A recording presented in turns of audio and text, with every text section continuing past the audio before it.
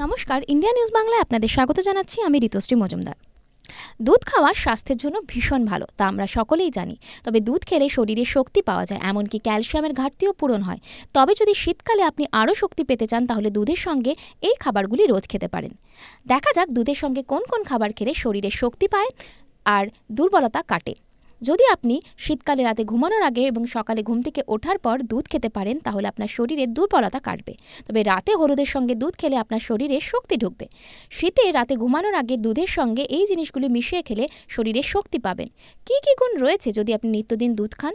তাহলে আপনার শরীরে potassium, vitamin B12, calcium, vitamin D এর ঘাটতি পূরণ হবে। শারীরিকভাবে ও মানসিকভাবে আপনি আরও সুস্থ হবেন। তবে দুধের সঙ্গে কোন কোন খাবার খেলে আরও ভালো থাকবে শরীর, সেটাও দেখা যাক।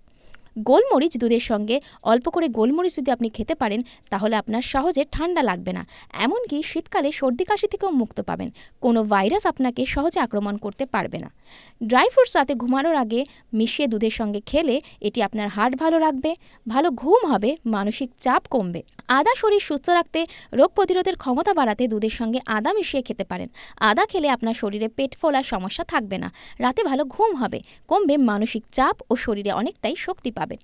মাখনা দুধের সঙ্গে মিশিয়ে খেলে শরীরে দুর্বলতা কমে যায়, এমনকি রক্তে শর্করার মাত্রা নিয়ন্ত্রণে সাহায্য করে। যদি আচমকাই দুর্বল ও ক্লান্ত বোধ করেন, তখন গরম দুধের সঙ্গে মাখনা মিশিয়ে খেলে উপকার পাওয়া যায়।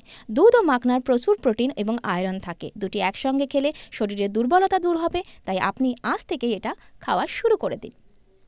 ইন্ডিয়া নিউজ বাংলার সাথে যুক্ত থাকুন আর দেখতে থাকুন বিশেষ বিশেষ খবর।